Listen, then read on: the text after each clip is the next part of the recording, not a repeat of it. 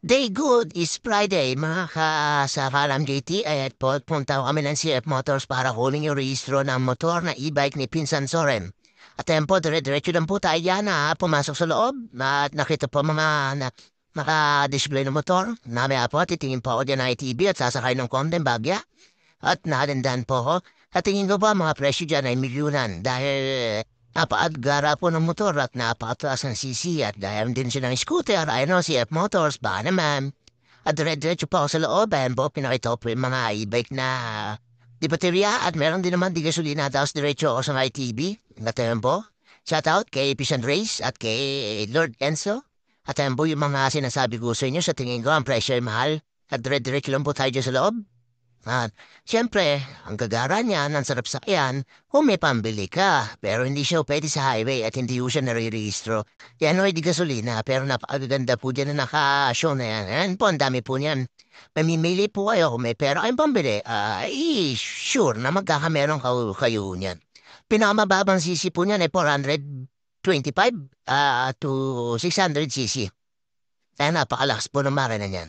Puwede yung pang-expressway. Siyempre, magpapakitang bida at with Pisan Soren and Pisan Chino. Ayan po yung masama ko sa dalam. At siyan po, siyempre, CF Moto. Sa ano po yan, Caloocan. 11th Street Corner, 8th Avenue. Tempo, dahil po magandang ATV dyan. Siyempre, mga JT sa alam, kay pera, makakabili talaga kayo. Siyempre, very expensive. After po niya, siyempre, pumunta ko kami ng buso-buso para may pick-upin. Gamit po namin ang pick-up ni Pinsano yung ginabago. Dire-diretso lang po kami dyan, Marikina to, lugar, kaming Quezon City, Cubao, tapos Marikina, Santa Lucia, lahat po dinaanan namin dyan ni Pinsano. Siyempre, hanap-hanap naman ng daan papuntang buso-buso kasi may pipi kami equipment na kailangan sa business si Pisanoyen. At yan, dire-diretso lang po yan, yung karsada na yan, na papuntang buso-buso, papuntang Kogyo. Ayan po yung sinasabi ko sa inyong kalsada na lagi ko pong dinadaanan yan. Yung ko lang po siya na video kasi diretso ko kami na Marilaki niyan na iikot ko kami pa Laguna, Patanay. And lalabas ko kami ng Morong Rizal, Pami, siyempre Mabitak, Halhala, Priya, ayan, dire-diretso lang ho. Sabi ko sa inyo, yung kalsada niyan ay palabas ng Kogyo, palabas ng Laguna, papuntang Tanay, na diretso lang po kayo ng buso-buso.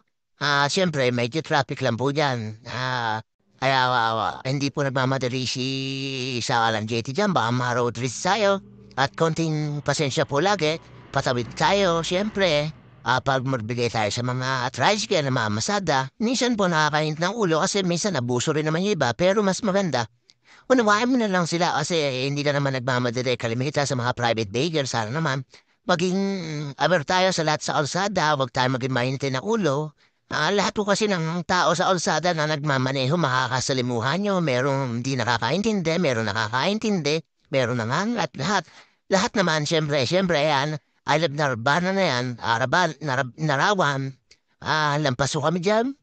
Diretso lang po tayo dyan sa kalsada na yan.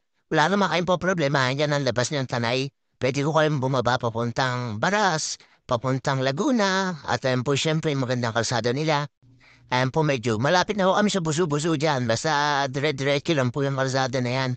Puro bundok. Ayun po, napakaganda po ng view dyan. Punta ko kami sa buso-buso. Old. Nung ko lang ho nalaman na meron palang gano'n na hindi lang buso-buso. May old buso-buso pa pala po. Yung kalsada po nga napakalapad, napakasarap po magmaneho dyan. Pero may napakadelikado naman po dyan ng mga kurba. Nandiyan po yung mga kalsada na pwede ka sumemplang lalo pag naka-single ka at magbababanking ka. Kaya ingat po sa mga nagmumotor na kasama natin at sa lahat na nasa kalsada, konting iba yung pasensya, lawak na pag-iisip, lalo yung ganyang kinakata niyan. Ayan, galing sa kanan, tapos syempre, ayan po yung sinasabi kong ako sa inyo, lalampasukay yan para makarating sa buso-buso sa aming pupuntahan na Pinsanoyen. At siyempre po, napakasarap pong mag-drive yan kasi napakalapad ng kalsada. Di depende na talaga sa diskarte mo kung ikaw ay magmamadali, kung ikaw ay magiging mainit ang ulo. Pero mas maganda, lagi kang cool kasi para makauwi ka at walang kaberya sa kahit anong daan mo sa kalsada. At lagi mo unawain. Kung di ka nila maunawahan, ikaw na lang ang manawa sa mga ibang driver at yan siyempre sinasabi ko po sa inyo, buso-buso, oil, buso-buso, ayan po yung arko, diretso lang po kami dyan. May kukunin po kami dyan, equipment sa kagaya na sinabi ko sa inyo, sa business ni Pisan Soren. At ayan po yung ayan po, nakarating na po kami. At siyempre, pinakita ko po yung Manager Soren at ayan po yung kanyang bagong pickup at napalaban talaga sa long ride. Siyempre, papakita dito sa alam, pakit yan, bagong gupit. At ayan po, numrecho ko sa misa mila Marilaki.